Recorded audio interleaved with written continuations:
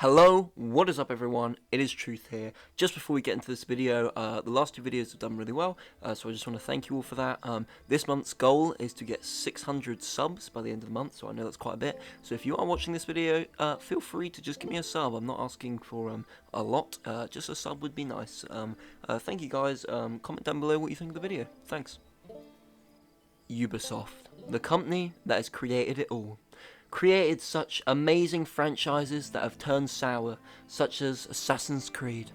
Handcrafted and designed the Rainbow Six Siege community to their will. No. Shut up, bro. I'm leaving the party. Fuck all of you guys. Like, bro, I know there's a kid there, Bray. Shut the fuck up. One friendly operator remaining. Fucking sellouts. Fucking sellouts. Fucking done playing with this fucking stack, bro. Everyone just fucking backseats. And of course, has shown everyone who the real definition of insanity is. Did I ever tell you the definition of insanity? I don't believe it's a very controversial opinion to say that Ubisoft have made a lot of good games and a lot of not so good games in the past years. And of course, over the years, they have probably made the most amount of sequels and prequels and game series as a whole than any other company. Even Activision probably hasn't made as much as Ubisoft in terms of series, unless you're counting Activision's bloody Candy Crush. So at some point in your life, you have probably played a Ubisoft game. Whether it be Assassin's Creed, whether it be Rainbow Six Siege, or whether it be Far Cry. We all have different opinions on the games, and we all have different opinions on Ubisoft as a company. Some people treasure them and say they're an icon of the gaming world and have made countless classics and masterpieces. And other people say they're an outdated old company that repeats the same sloppy formula over and over again. But none such can be the latter like Far Cry. And in my opinion, Far Cry may not be Ubisoft's most amazing or talented game to make, but it is certainly one of, if not the most interesting game series they have ever crafted and made.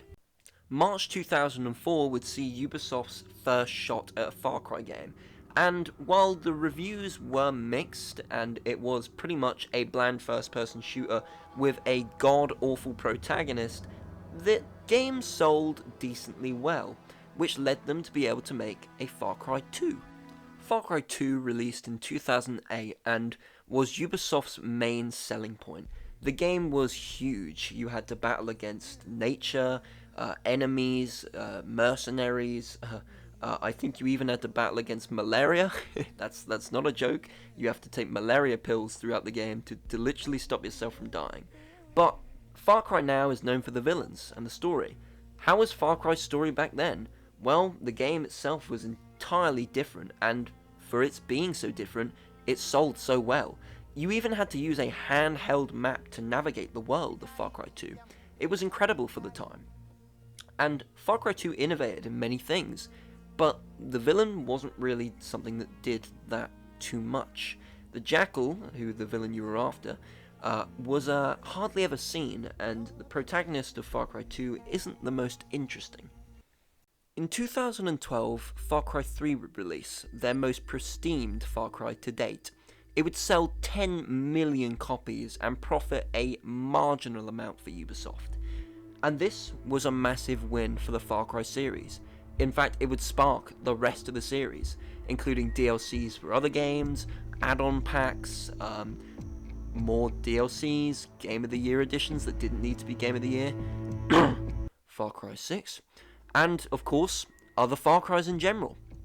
Far Cry 3 was a very good game, and if you want an in-depth review of Far Cry 3, I would suggest going and watching Pyrocynical's 3-hour review, which covers all the bases.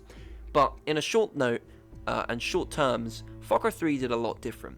For example, there were outposts and bell towers, or radio towers, or whatever you want to call them. Radio towers would unlock new sections of the map. This is how they worked. You would go up to a radio tower, you would liberate the area by climbing up it and destroying the radio tower, or the radio signal at the top, and boom, unlocks a bunch of the area on your map. Outposts work like this. You take an outpost, it becomes friendly, you get side missions there. and that's why Far Cry 3 done so well. It was so simplistic, but yet it worked so well, and with an amazing story that tied in beautifully, it was incredible. And Vaas, who could forget the vast amounts of villains in Far Cry 3? We had Hoyt, Buck, and Vaas, who were all incredible, and I couldn't really make this video without talking about Vaas. Vaas dies in Far Cry 3, spoiler alert, but not too much of a spoiler alert, because recently he's been brought back. Not really sure how he survived getting stabbed in the chest, but we'll roll with it because I love Vaas. Vaas has been brought back, and for the title of this video, of course, I'm going to be talking about the future of Far Cry, and I think that Vaas has a lot to do with it. But without getting too much into that, I just want to go over Far Cry 3. Far Cry 3 sold incredibly well, like I said, mainly because of its amazing open world, simplicity, and fantastic and condensed story. Critics and fans alike love the game, and normally if you ask a Far Cry fan what their favourite game is, they're normally going to say 3. I mean, there's not really much competition. The general consensus are that Far Cry 2 was too hard and too brash on second playthroughs, and the other consensus is that Far Cry 4 has too many nick and crannies that sort of spread the story apart and, you know, bark at it a little bit, and it's too similar to Far Cry 3, making Far Cry 3 the godly child, I suppose you could say. Far Cry 4 would then launch in 2014, and while not selling quite as well as Far Cry 3, it would also do incredibly well and spark a new and fantastic villain called Pagan Min. Pagan, spoiler alert again, you could kill, however, there are multiple endings where Pagan could live. This is also something to remember for what I'm about to talk about in the future of this video. Other than Pagan, once again, bell towers or radio towers and outposts were adopted and put into the game. And this is where fans started to notice that Ubisoft weren't just doing this with Far Cry, but with pretty much all of their titles, at least all their titles that were open world. Watch Dogs, Assassin's Creed, and Far Cry now had this similar layout, and it was starting to wear, but Far Cry still did well. In fact, I grew up with Far Cry 4. I remember going to a friend's house to play it all the time, and who wouldn't? I mean, Far Cry 4 was great. And this leads me on to my final point here. Well, nearly. Far Cry 5. Far Cry 5 was very controversial and quite a safe Far Cry. While I thought it got a lot more hate than it deserved, and I quite enjoyed a lot of aspects for it, once again, Far Cry 5 was mostly praised for its simplicity and story. The simplicity part was quite cool to me because instead of Ubisoft copy and pasting the same thing, they only half did it. Bell towers and stuff like that, radio beacons, aren't really a thing in Far Cry 5. However, outposts are still scattered all around the place. And notice how all the Far Cries after 2 all play the exact same.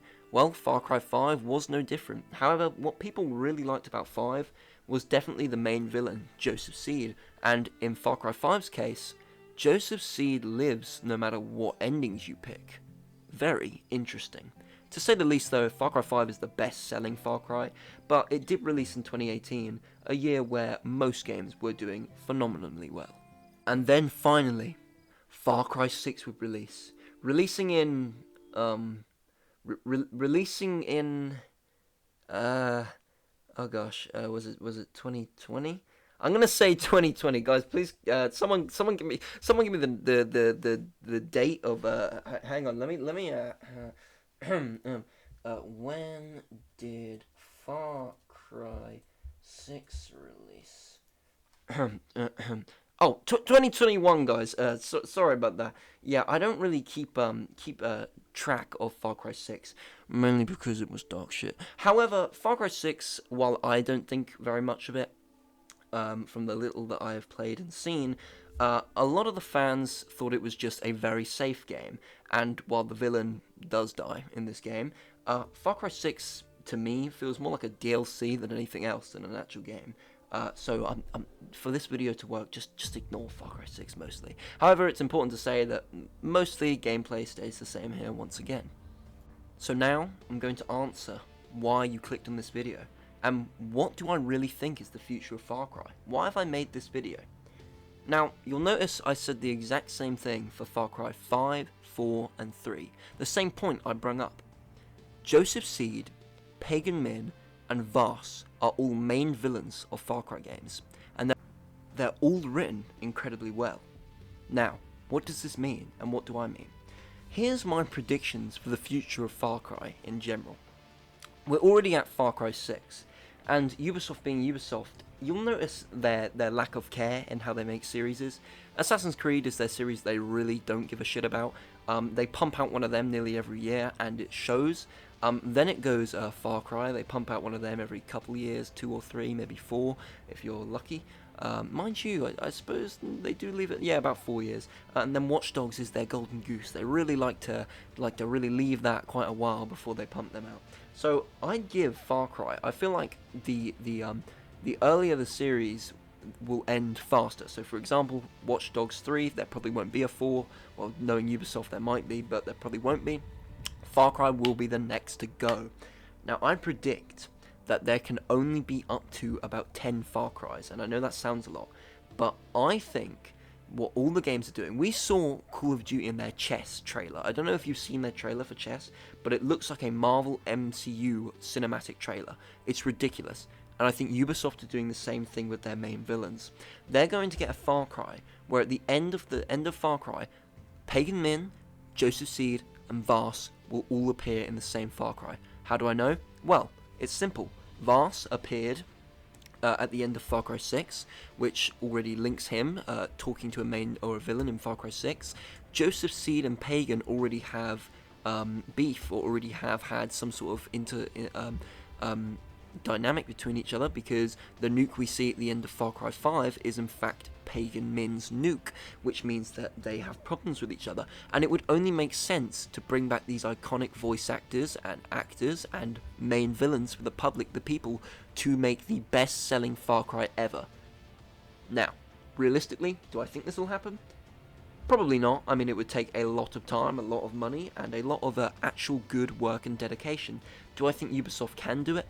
Yes. I think Ubisoft still have it in them to make good games somewhere. I just think they need to find it. And do I think they will continue to make repetitive Far Cries? Sadly, yes. I see them still making the same formula as it works. However, Ubisoft have gone into some sort of reform after Far Cry 6. It's almost like they saw how bad it did, and they now want to change something, or at least try. The Assassin's Creed series is now being dealt with a lot more respect, as we could see from the trailers. Both the Assassin's Creed trailers we got, they're returning to their more rooted and grounded series, being set in the desert, and they seem artistically more grounded as Assassin's Creeds. Now, does this mean that Far Cry may return to a Far Cry 2 sort of game, or may do something completely different? Probably not, but who knows? To put it simply, my predictions for the Far Cry future is a big team-up sort of MCU-like finale with Vaas, Pagan Min, and of course Joseph Seed all interacting together, and you taking down one by one. Now that would be badass. Thank you guys ever so much for watching. If you liked the video, please leave me a like. If you didn't like the video, dislike, and tell me why. Leave your thoughts down below. Thank you guys ever so much for watching. If you made it to the end of the video, I would really appreciate a sub. You guys are the best, always. Have a safe day, have a great time, and I'll see you next time. Stay safe, guys. Peace.